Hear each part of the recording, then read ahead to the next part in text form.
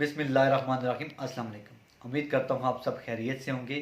नाज़रीन, अगले माह बजट पेश हो रहा है। पीटीआई हुकूमत अपना तीसरा बजट पेश करने जा रही है। बेशुमार सवालात जहन में आते हैं, आपके भी और मेरे भी, क्योंकि बजट से ज़्यादा तवक्कुआत जो होती हैं वो सरकारी मुलाजमीन और पेंशनर्स को होती हैं। मेरे पास जो ताज़ा तरीन सवाल आया है वो हुकूमत के 2 दिन पहले के बयान पर आया है, जिसमें हम तक जो बयान पहुंचा था कि सरकारी मुलाजमीन की तनख्वाहों से और पेंशनर्स की पेंशन से 10% टैक्स वसूल किया जाएगा।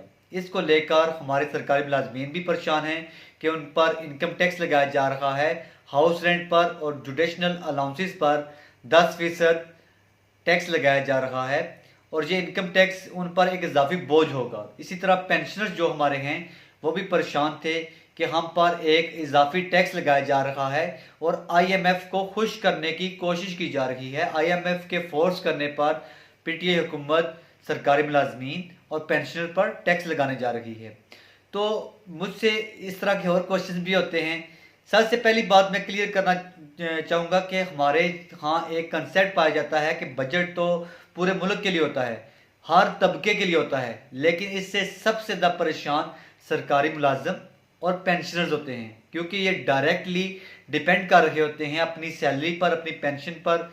इनका इसके अलावा कोई और चारा नहीं होता। सरकारी मुलाजमीन को भी बाउंड कर दिया जाता है कि आप जब गवर्नमेंट की सर्विस कर रहे हैं तो आप इसके अलावा कोई और बिजनेस नहीं कर सकते।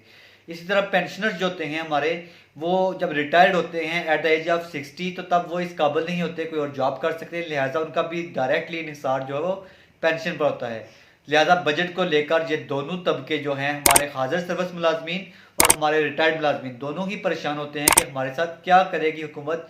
क्या हमारी सैलरीज में इजाफा करेगी या हमें इसी कलील सी सैलरी में, इसी मुख्तसर सी पेंशन में गुजारा करना है।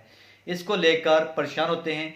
ऊपर से कुछ हमारे यूट्यूबर्स भाई और कुछ हमारे जो हैं वो सियासतदान और सरकारी अहदेदारान ऐसे ऐसे जो है वो फलसफे छोड़ते रहते हैं बजट को लेकर, जिसको लेकर हमारे बूढ़े पेंशनर्स और हमारे बेचारे मजबूर सरकारी मुलाजमीन परेशान हो जाते हैं। परसों का ये जो तीर छोड़ा गया है कि आईएमएफ के कहने पर हुकूमत सरकारी मुलाजमीन पर इनकम टैक्स 10% लगा रही है, जो कि उनके हाउस रेंट्स वगैरह पर और जुडिशनल अलाउंसेस पर लगाया जाएगा। इसी तरह हुकूमत जो है वो पेंशन पर भी 10% टैक्स लगाने जा रही है, क्योंकि आईएमएफ फोर्स कर रही है कि ये टैक्स लगाया जाए। क्योंकि पिछली दफ़ा जब ये टैक्स नहीं लगा था तो हुकूमत को 21 अरब का लॉस उठाना पड़ा था और इतना बड़ा लॉस हुकूमत नहीं उठा सकती, लिहाजा हुकूमत ये टैक्स लगाकर उस लॉस को रिकवर करेगी। तो इस बयान को आज वज़ीर ख़जाना शौकत तरीन साहब ने जो वो कहा है कि तरदीद कर दी है इस बयान की कि हुकूमत को, वो कहते हैं कि हुकूमत जो है वो पेंशनर्स पर और सरकारी मुलाजमीन पर कोई इजाफी टैक्स नहीं थोपेगी, बल्कि ये उनका बजट होगा और उनके हक में इंशाल्लाह फैसला उठाया जाएगा। पेंशनर्स पर कोई इजाफी बोझ नहीं डाला जाएगा, क्योंकि हमारे सरकारी मुलाजमीन और पेंशन पहले ही थोड़ी सी मुख्तसर तनख्वाह से गुजारा कर रहे हैं और महंगाई बेशुमार है और इस महंगाई में वो बड़ी मुश्किल से अपने गुजारा कर रहे हैं। लिहाजा हमने आईएमएफ को एग्री कर लिया है कि वो आपकी सैलरीज जो है वो बढ़ाएं। हम आपकी सैलरी इंशाल्लाह बढ़ाएंगे और आपके लिए इंशाल्लाह बजट में बहुत ज़्यादा फ़ायदे की बातें होंगी। तो इन उनके इस बयानिए से उम्मीद कर रहे हैं कि बजट बेहतर होगा। इसके अलावा दूसरी जो क्वेश्चन है कि हुकूमत जो नया निज़ाम ला रही है, पेंशन रिफॉर्म्स ला रही है, वो पेंशन रिफॉर्म जो हैं उसको लेकर भी हमारे सरकारी मुलाजमीन परेशान हैं, जिसमें ये कहा गया था कि हुकूमत आइंदा जो है इस बजट में ये फैसला कर रही है कि सरकारी मुलाजमीन को एट द एज ऑफ 25 जो है वो उनकी बेसिक जो है वो स्टॉप कर दी जाए, फिक्स कर दी जाए। यानी 25 साल की सर्विस के बाद आपकी बेसिक जो है वो सैलरी नहीं बढ़ेगी और आपको पेंशन भी इसी 25 साल की सैलरी पर दी जाएगी, चाहे आप 40 साल सर्विस कर लें, लेकिन आपकी जो पेंशन दी जाएगी वो आपकी 25 साल की जो बेसिक पे दी जाएगी। इसी तरह आपको जो कम्यूट मिलेगा वो भी आपकी 25 साल की सैलरी पे मिलेगा। इसको लेकर हमारे सरकारी मुलाजमीन बहुत ज़्यादा परेशान हैं।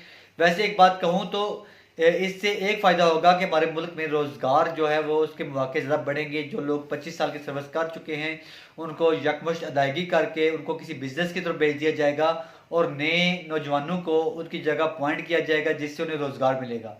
लेकिन जिन्होंने 25 साल सर्विस की है और वो अपने सरकारी कामों के अलावा और कोई काम करने का उन्हें तजर्बा नहीं है, वो लोग इससे परेशान हो जाते हैं कि हम और सर्विस करना चाहते हैं, अभी हमारी एज है, हमें पावर भी, हम सर्विस करना चाहते हैं, लेकिन आगे हमारी अगर सैलरी नहीं बढ़ेगी तो हमें सर्विस करने का मज़ीद क्या फ़ायदा है।